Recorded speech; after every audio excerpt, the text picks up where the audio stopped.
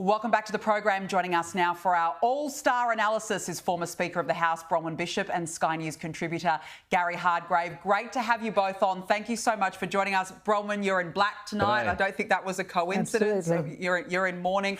How would you sum it up? Well, I've been in some doozies of elections. 87 was bad. 93, the Houston election was terrible.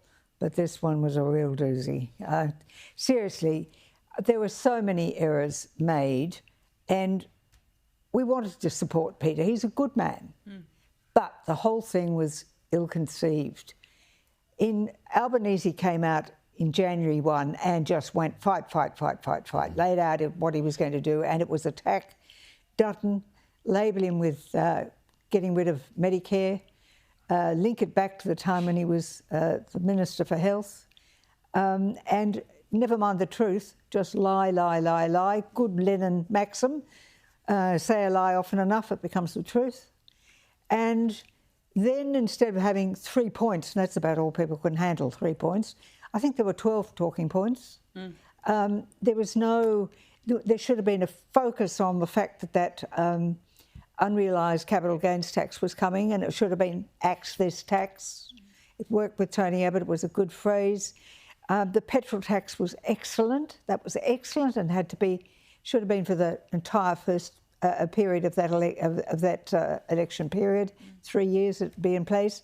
And then tell them what's in store for them. So you start with that tax and you look at the rest of them. But always say what we are fundamentally about, and it's the individual. Yeah. We want policies that make life for the individual better. So if we cut petrol tax, it makes it better for the individual. If we, in fact, make a policy that says we're going to make everybody go back to work and no more working from home, that's not considering the individual. No. Because families were being more cohesive. Not only women staying at home, but fathers closer to children. They lost that commute. So there were lots of issues where we lost focus on the individual. The Labor Party is a socialist party, it's a collective, and the collective will always sacrifice the individual to what they want. Let me bring in Gary Hardgrave here. Gary, I want to ask you about Peter Dutton's performance. I felt like he made Anthony Albanese look like a star campaigner. Yeah, and it's great to be with you all, and I can't fault anything Bronwyn's just said, but I'm not wearing black tonight. Look, before Christmas, Peter Dutton was going to win, and I think the campaign went on holidays for a few weeks through January, February. I just think everyone just said, oh, we're coasting to a win. And so what they did, the Prime Minister in Bronwyn's ride was bumping around. He was spending $1 billion a day. So what are we, 100 days into the year? So there's 100 billion that he's ticked over so far this year in promises. But the man was just Energizer Bunny, and unfortunately, the Liberal campaign was awfully MIA. And I blame the structure, I blame the campaign unit. And in my view, there's a whole bunch of people should be just hanging their head in shame and resigning. And I would throw in all of the leadership group, frankly. They've all failed, because somebody should have tapped Peter Dutton on the shoulder and said, mate, you've got to get into this a bit more than you are. And so they didn't. Headquarters, the Canberra Secretariat, the President, the campaign director, they should all go. Probably a few of the Vice Presidents, if not all of them, they should all go. Here in Queensland, no sandbagging of Peter Dutton's seat. The guy was travelling around 150 electorates.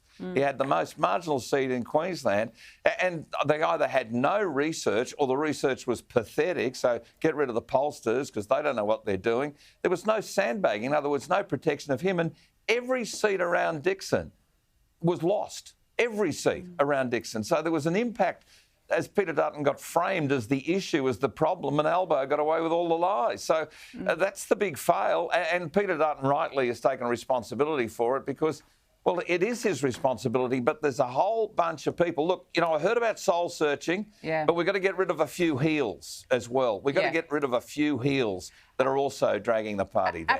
Absolutely. And that every day the campaign, Bronwyn, Labor stood out there, Albo flashing his Medicare card around, waving it about every single day. But when you think about it, did those scare campaigns actually work? And then what does that say about the coalition? Why were they so weak to push back? They didn't push back. They just didn't. They didn't refute the 600 billion. They didn't refute any of it. And I'm at a loss to know why. And what we should have been fighting this on energy and on, when you say cost of living, what is it that makes cost of living a burden? It's the cost of energy, electricity, of gas, of fuel, and we're attacking those things now.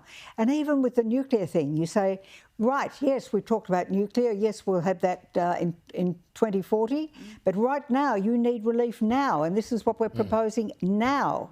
And this will bring down the cost of living, which will give you the individual quality of life again.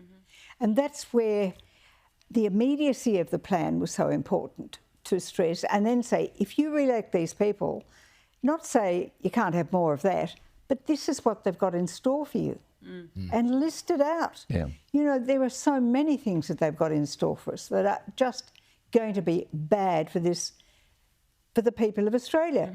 They may have run a good campaign, but they're going to run a lousy government. Well, I want to ask you about that, Gary, because Bronwyn, who's seated beside me, I've often heard you say, Bronwyn, that you sat with Anthony Albanese in Parliament for a couple of decades and you never thought of him as a leader. No, I didn't. Gary, he's going to go down now as one of the great Labor leaders and will probably be a 3-term Prime Minister. What does this mean for the country, this result?